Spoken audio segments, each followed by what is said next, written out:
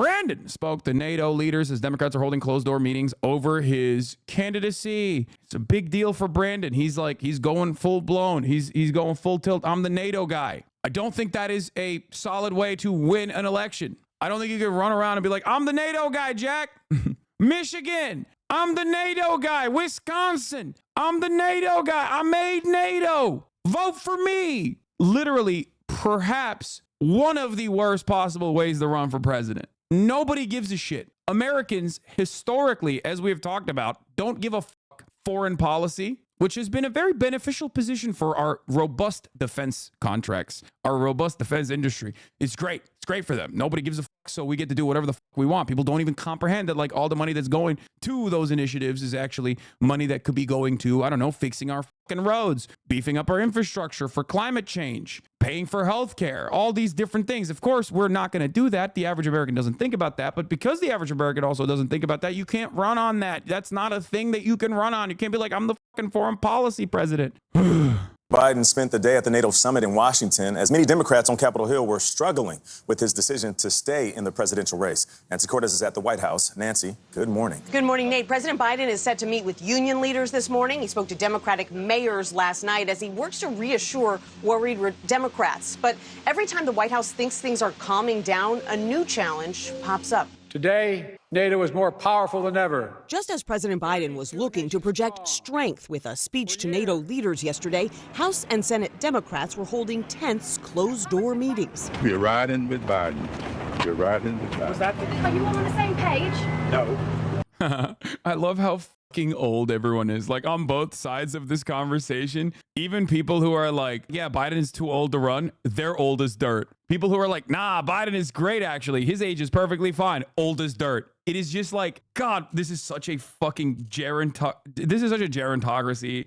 Oh my God. We are getting to a point where it's just like 75-plus-year-olds voting, and they're voting for 75-plus-year-olds. If you're over the age of 75, you run for office or you vote for someone who's running for office, and that's it. No one else. It's not important for you. It doesn't matter. We don't give a fuck about what you have to say if you are under the age of 75. If you're 74, suck my young buck. You ain't got a say in this conversation. You better see yourself out. What do you mean you're not on the same page? They're not even in the same book. They were discussing Biden's candidacy and polling that shows him slipping in battleground states. They're worried that a poor turnout for him could hurt them, too. Last night, Colorado's Michael Bennet became the first Democratic senator to publicly say Biden can't beat Trump. Donald Trump is on track, I think, to win this election and maybe win it by a landslide and take with him the Senate and the House. New Jersey Congresswoman Mikey Sherrill urged Biden to help lead the process toward a new nominee.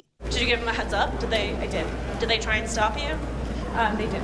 But New York's Jerry Nadler, who told colleagues privately on Sunday that Biden should leave the race, now says he backs Biden. The president made very clear. That's the funniest part, that they just keep also swapping positions. Nadler was like, I don't know, maybe the president's fine. I don't know. It's like, like he was one of the first elder statesmen who is also elderly to come out and be like, yeah, this can't happen. Okay. And then now he's turning around and he's like, I don't know. I forgot what I was saying.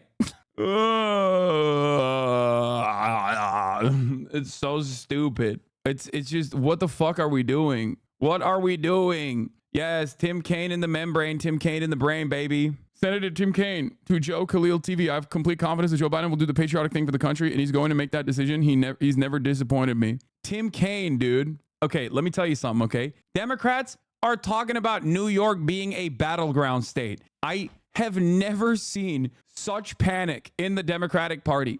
Like Bernie Sanders potentially becoming the presidential candidate for the Democratic Party is literally not as scary for these motherfuckers. And that's the scariest thing. They're saying New York is a battleground state. That is not even correct. Okay. That's like, even I would look at that and go, okay, you're being a little fucking ridiculous right now. Unless you are seeing something that I am not seeing, that is insane. That is just like an absolutely insane fucking take. Yeah, they're like, Massachusetts is gone. They're making a second Republican Party out there, okay? Like, Massachusetts has fallen. Vermont. Their internal polling must be dire. Yeah, it's just, I think they're a little bit hysterical, I'll be honest, but like, this is them trying to, you know, increase the heat a little bit, slowly but surely, turning the fucking dial, okay? Doing their very best to be like, Brandon, get the fuck out, without actually saying, Brandon, get the fuck out. What are you doing? You're old as dirt. Some of them have now started saying, Brandon, get the fuck out. You're old as dirt. But you have to understand a fundamental truth here that I have brought forward multiple times. If you're like, why aren't the Democrats saying this loudly and proudly? Why aren't the Democrats actually coming out of the gates swinging at Brandon? Because the one legitimate advantage that the Democratic Party has over the Republican Party, for all of the moderate votes that they want to get, for all the independents that they want to get, that they are a competent party. They are not a chaotic party, as opposed to the Republican Party that is both chaotic and incompetent and crazy and also very far right. Democrats are supposed to show stability, so they can't fucking come out and be like, we are in a state of massive panic here. They're trying to fucking do this as politely as possible. They just keep going, come on, do the right thing. We love you. Do the right thing. Do the right thing. We love you. You're great. Do the right thing. If Brandon keeps this shit up and he's just like, nah, I'm not getting out. I'm not getting out. You shut your mouth. I'm doing the best. I'm God King. Lord Almighty can't get me to take myself out of this race. The more Brandon refuses to hear what the Democrats are saying in the most polite terms as possible, the more the Democrats have to fucking increase the pressure, turn up the heat a little bit. And the more they turn up the heat, the more this looks chaotic. And the more the Democrats look chaotic, the more they look like Republicans. They are losing they're losing all of their advantage, which is crazy. They're losing what remains of the advantages. It's like basically throwing abortion in the trash or something. Like, that's the one final thing they have. Like, what are you going to do? Are you going to do a fucking January 6th on top of that too? You're just going to be perfectly Republican at this point? Brandon, in the last quarter, has decided to throw so goddamn hard and just turn into this, like, even older Donald Trump figure. Incredibly narcissistic, incredibly cynical, incredibly right-wing on a lot of issues. Like, Brandon is going to throw so hard by just coming out and being like, honestly, guys, abortion is murder. Listen, Jack, abortion is murder, and I don't think we should have it. I'm proposing to throw women in jail if they try to get an abortion. I'll tell you what, it's just crazy. They're killing babies, Jack. Watch me. Not under my watch. I'll put an end to that. Yesterday that he's running, and for me, that's dispositive. We have to support him. I mean, wasn't that his position 10 years ago? Listen, a lot can change over 10 years. Trump wants to deport all immigrants. I'll go further and deport American citizens. Joe Biden before the election, probably, yeah. He's like, I'm instituting a new test. If you even remotely look Latino, I will deport you. No more. Even if you got Spanish background, I'm deporting all the Puerto Ricans back to their island. Italians too. In determining how to proceed as a party, there must be a serious reckoning with how down ballot effect of whoever we nominate. What matters is not how we feel, but what the numbers tell us.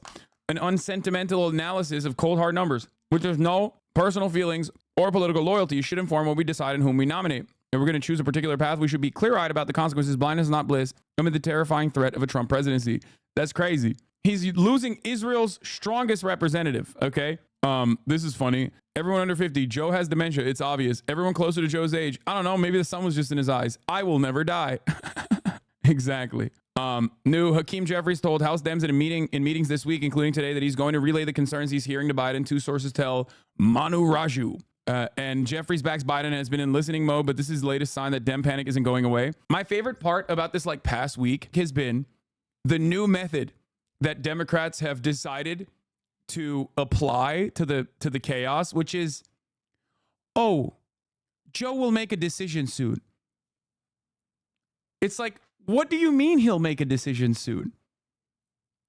He has said he's running like 18 times, bro.